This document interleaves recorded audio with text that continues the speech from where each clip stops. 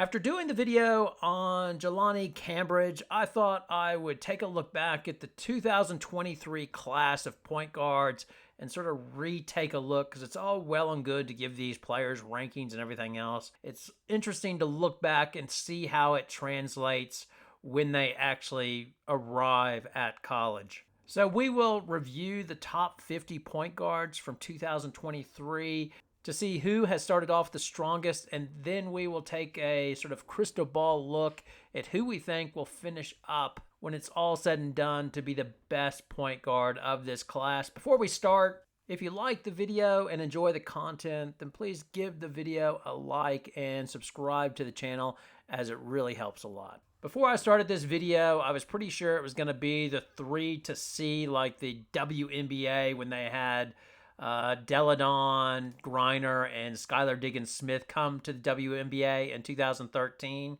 as obviously the big 3 of the 2023 class in terms of point guards are Hannah Hidalgo at Notre Dame, KK Arnold at UConn, and Milaysia Fulwiley at South Carolina.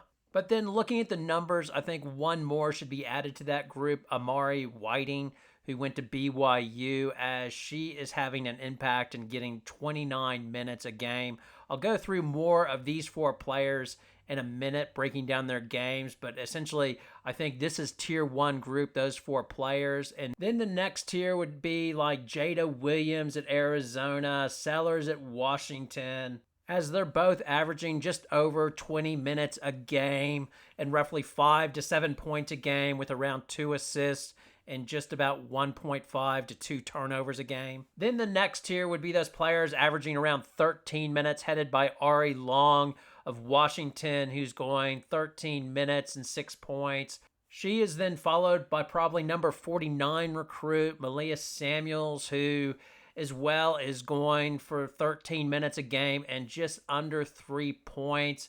And then wrapping this tier up would be Renaya Kelly, the number 30 recruit, who again is just under 13 minutes a game and going for about 2 points. And then rounding out the top 50 point guards from the 2023 class would be Angelica Velez, the number 44 recruit that went to LSU.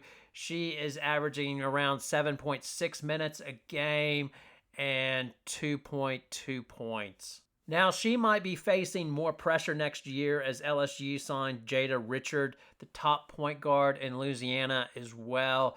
They are hoping to land Leilani Cambridge, the number 3 player in the nation and number 1 point guard in the 2024 class. Now, going back to my top tier, as I said, I would have Amari Whiting as the number 4 point guard. She was rated number 33 coming out of the 2023 class. If you're not aware of her story, it's interesting. Her mom, Amber Whiting, took over as coach of BYU like a year and a half ago when Jeff Jukins stepped down.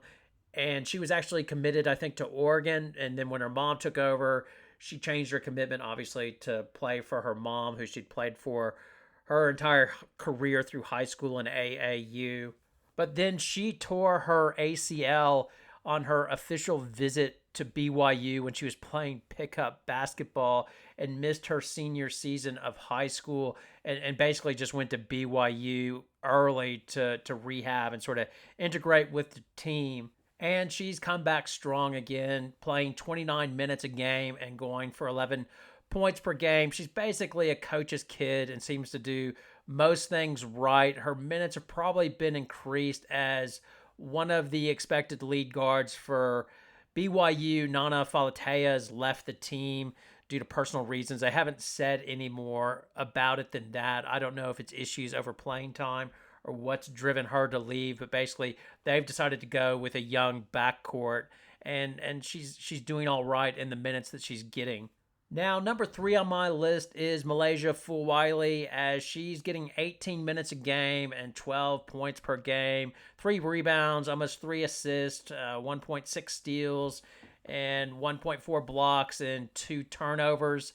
She is just slightly below KK Arnold, in my opinion, and really that's just due to opportunity. The most part is you're obviously aware South Carolina has a strong point guard in Raven Johnson, and then to combine that with Tahina Paopao, she is like the third option there, and then Dawn Staley is quite happy to crack the whip if she feels like she is not playing defense as she did when they were played. I believe it was Duke. Was it Duke or North Carolina? I can't remember.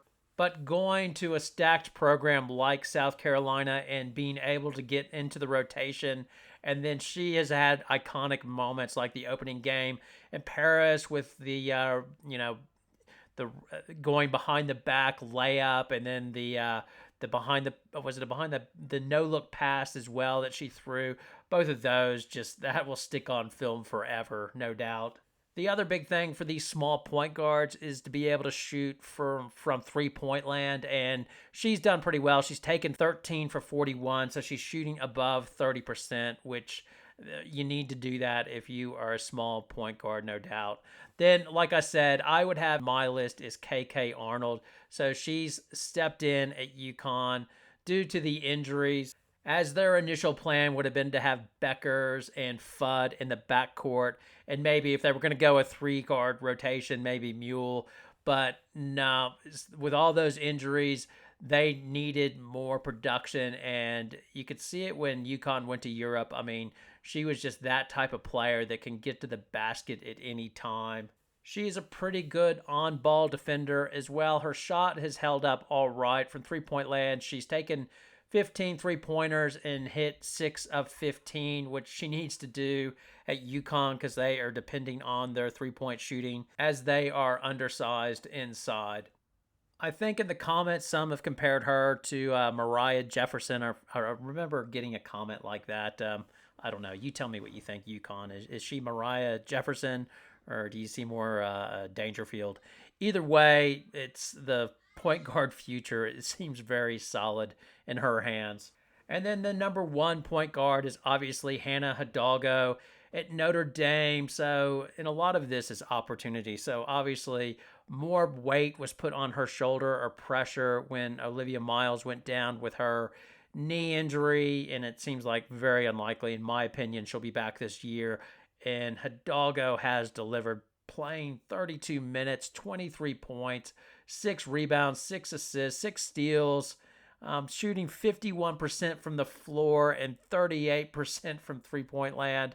I mean, she has done everything. You knew she was a special player when she played for Team USA in the under-19s, and she was one of the leaders in minutes. And when you watch her play, she is just pure point guard. She's just real demonstrative, bossy, and just gets it done, does everything right. That's what you want in a lead point guard. It will be fascinating to see what happens to Notre Dame when Olivia Miles comes back next year, because Miles is very ball dominant, but I don't see how you take the ball out of Hidalgo's hands because she is just so efficient. Yes, her turnovers are slightly high at 3.7 per game, but again, she's only a freshman and she's having to carry the load, which I think is just, very, very impressive. So overall, I think the top 3 rankings for the point guards are correct that they had in the ranking. So Hidalgo was number 5, Arnold 6, and Fulwiley 7. Long term, I think there's potential for Fulwiley to wind up being the best of all of these point guards because she's just so explosive and just, I don't know. She just seems to have that it, in my opinion. I think Hidalgo will, I think it'll be a nice battle between those two to see who winds up being the best point guard in the class. I think KK will probably wind up number 3. I think the other tiers below will be determined over sort of the next 3 years. Like, I think hopefully you want to see the ones below make a big jump from their first to second year. That's when a lot of growth happens. Now over to you. As always, your poison, your comments are always wanted. Who do you think is currently this year the best point guard from the 2023 class? And who do you think ultimately will wind up being the best point guard of this class? Do you think, like me, that will probably wind up being Fulwiley? Or have I got it wrong? Do you think it's somebody from the lower tier that is going to move up over time to wind up being the best of this group? Anyway, like I say, comments and poison welcome. Thanks a lot for watching. Hope to see you next time.